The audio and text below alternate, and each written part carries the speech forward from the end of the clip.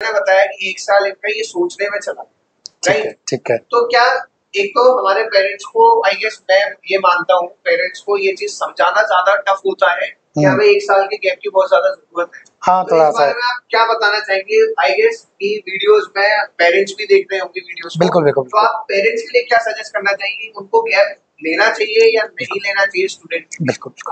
देखिए बड़ा सीधा सा जवाब है कि हमारे देश में क्या रहता है, एक एक पता नहीं क्या है कि लोग ना जो पीयर प्रेशर होता है उससे बहुत जल्दी प्रभावित होते हैं। अपने पीयर्स जो होते हैं, मतलब जो ग्रुप के लोग होते हैं, जैसे मान लो हमारी उम्र के लोग हैं या हमारे रिलेटिव्स हैं, हमारे फ्रेंड्स वगैरह हैं।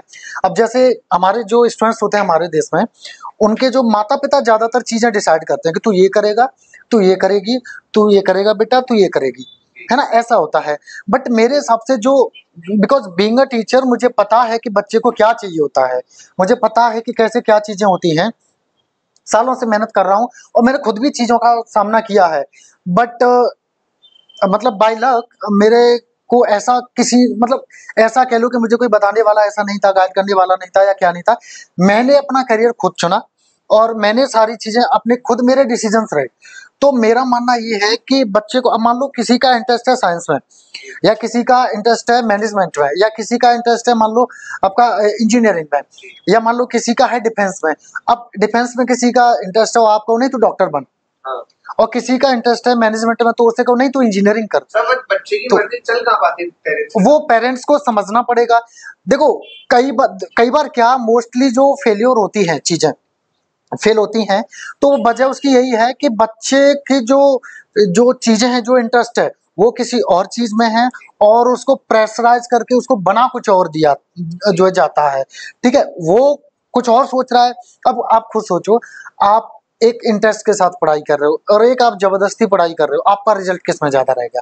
जिसको आप इंटरेस्ट के साथ करोगे, है ना, ऐसा ही होता है ना। तो जब बच्चे का इंटरेस्ट नहीं, उसको जबरदस्ती किसी चीज में भेजा जा रहा है, तो पहली बात तो वो अपना पूरे मन के साथ पढ़ेगा ही नहीं, और आपके ऊपर एहसान सा करता रहेगा कि आपने कहा था ये करने के लिए, मैंने तो आपसे मना किया था, आपने कहा था ये करने के लिए, मैंने तो आपसे मना किया था। अगर उसमें बोलने की हिम्मत है तो, और नहीं बोलने की हिम्मत है तो आप कहोगे अरे तुझसे ये कराया, तुझ पे ये पैसा खर्च किया, तुझ पे फलाना डिकाना, तो वो बेचारा दब जाता है।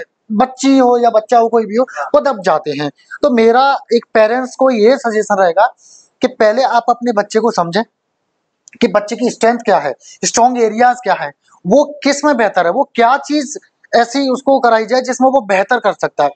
इसका मतलब ये नहीं है कि आप उसको कुछ भी कराने लगो, क्योंकि देखो जब हम बहुत छोटे से होते हैं, 7वीं 8वीं या 6वीं या 10वीं क्लास में होते हैं, तो बच्चा क्या है, वो ऐसी एज होती है कि पढ़ाई से थोड़ा सा कटने लगता है। तो गाइडेंस जरूरी है, लेकिन गाइड उस तरीके से करो जिसमें बच्चा बेहतर कर सकता है। उसमें नहीं कि आपने समाज के हिसाब से कि पड़ोसी का बेटा ये कर रहा, पड़ोसी की बेटी ये कर रही, तो तू भी कर।